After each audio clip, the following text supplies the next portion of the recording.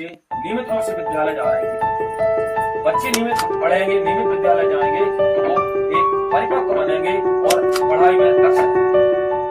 एक नए भारत, सशक्त भारत के लिए जरूरी है कि प्रत्येक बच्चे स्कूल जाए। कोई बच्चे को बच्चा घर में स्कूल से आया तो वो पढ़ रहा है कि नहीं, हमारा बच्चा बिना कारण के घर में तो नहीं रुका, इसका विशेष ध्यान रखना है। बालिका शिक्षा, बालिका शिक्षा के लिए आप लोग स्वयं एक माताएं बहनें, तो बालिका एक देवी, देवी स्वरूप है। बेटियों को पढ़ाने के लिए हम लोगों को बेटी बचाओ बेटी पढ़ाओ का ध्यान रखना है। बेटियों को प्रतिदिन विद्यालय भेजना है और यह सुनिश्चित करना है कि वो बेटी आके घर में पढ़ रही कि नहीं, उस बेटी को किसी संसाधन की आवश्यकता तो नहीं, कोई आवश्यकता ऐसी तो नहीं जो छोटी छोटी मूल आवश्यकता संकोच करती है बेटियां। तो आपको जागरूक रहना है इसके लिए। माताएं पूरे परिवार की बहनें, पूरे परिवार की दूरी, बिना माताओं के पूरे परिवार का उत्थान नहीं हो सकता, कोई भी परिवार। तो आप लोग देवियां बहनें हैं, आप लोगों को जागरूक रहना है, बिना किसी कारण के घर में नहीं रोकना है और उसको नियमित रूप से विद्यालय भेजना है। बहनें पढ़ी लिखी रहेंगी तो हमारा पूरा देश रहेगा, क्योंकि जो संतान होती वो सबसे ज्यादा माताओं के नजदीक होती, हमारी बहनों के नजदीक होती। इसलिए हर बच्चे को आप स्वयं इतनी पढ़ी लिखी रहें कि अपने बच्चे को नियमित विद्यालय भेजें और जागरूक रहें।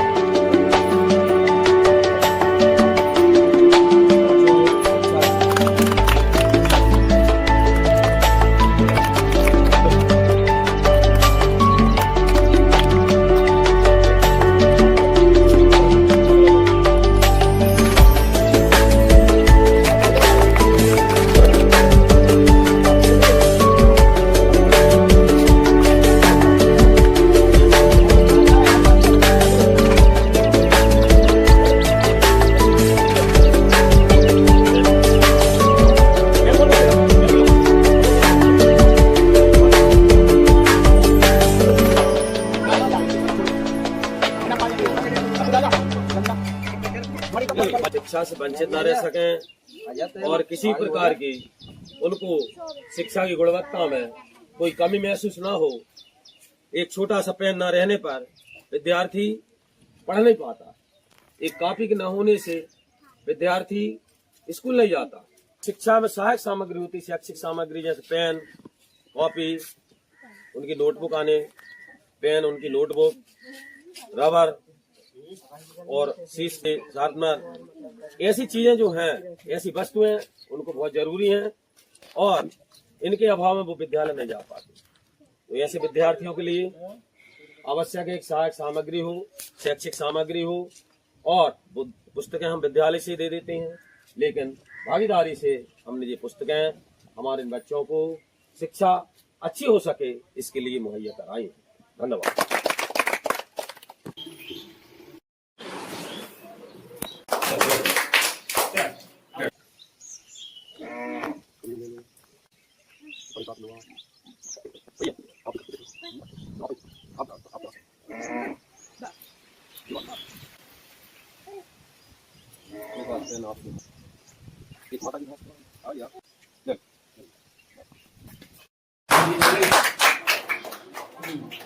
ले लो।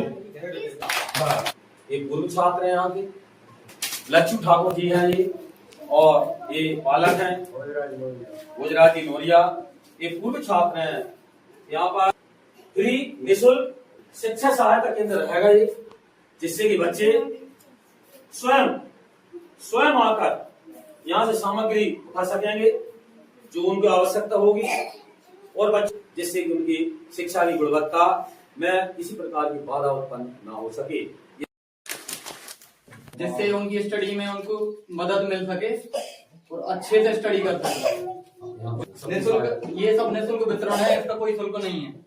जन भागीदारी के द्वारा निःशुल्क पाठ्यक्रम की समस्त सामग्री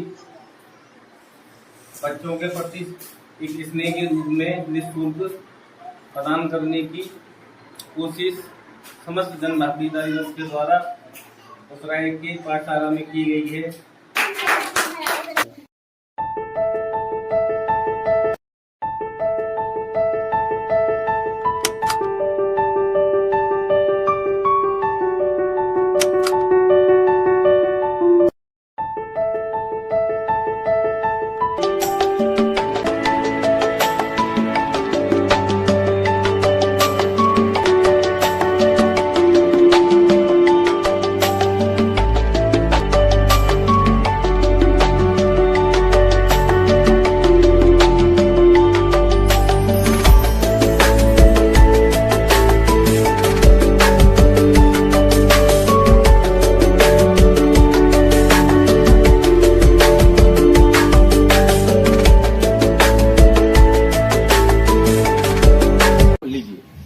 ऐसे बच्चों को हम घर घर जाकर उन बच्चों को आवश्यक सामग्री प्रदान करेंगे।